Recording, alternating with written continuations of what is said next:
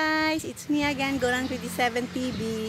Dito kami ngayon sa may mga puno, guys. Nagkikisilong kami tuwing ganitong oras, 11, guys. Yan ang mga doggy ko, guys. Oh.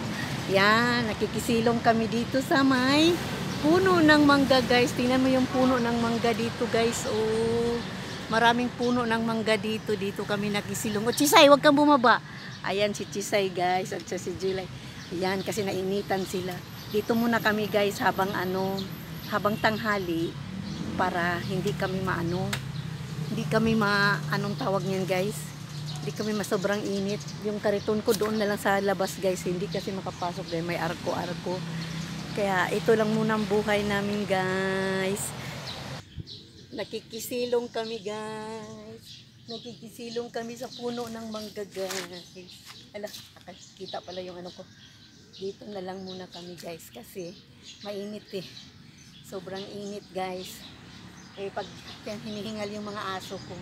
Kaya dito muna kami hanggang pakayanan pa namin ang init, mga around 4. Tapos, tutulak na naman kami sa ano, guys.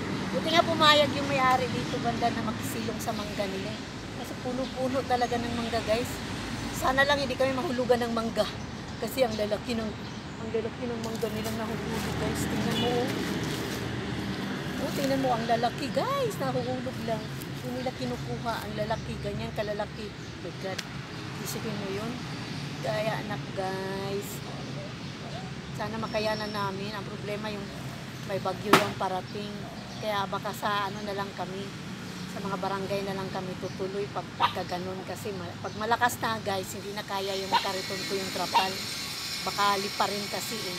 Pero pag mahina lang naman, katulad kagabi na umuulan, nakaya naman namin yung trapal niya. Pero pag ganito na, mahirap talaga. O ano, Butcho, hinihingal pa kayo? Hingal sila, guys. Grabe kasi ang init. Kaya thank you, Lord. Buhay pa kami. Buhay pa kami ng mga doggy ko. Ang lalaki ng puno, guys. Oh, tingnan mo ang puno. Oh, ang lalaki ng puno dito. Kaya malilim kami dito. Meron naman silang ano dyan, guys. Oh. Meron silang anong tawag niyan? Waiting shed ng barangay yata yan. Hindi na ako nakiano kasi meron ng ano doon. Kaya dito na lang muna kami, guys.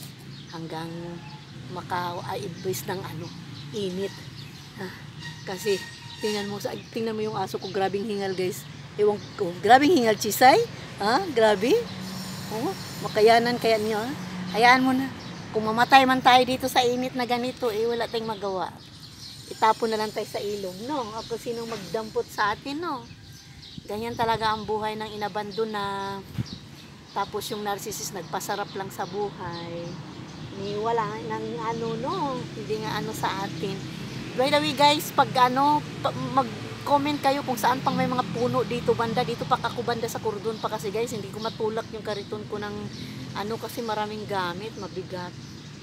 Kaya tingnan na lang namin pag kasi may matuluyan din na kagabi may features ko rin yung kung saan kami tumutuloy sa puno, guys. Puno lang kasi ng yun sarisa. Kaya mahirap. Pero ang ganito ang hangin. Sarap, guys, oh. Yung lilim talaga dito, wala naman tao, walang katao-tao. Kami lang. Kaya Chisay, na. O, dito muna tayo hanggang kami. O, sige, guys, ulitin, guys. Paano ko lang kayo lagi sa journey ko kasi malay mo pag namatay na ako, hindi na ako diba?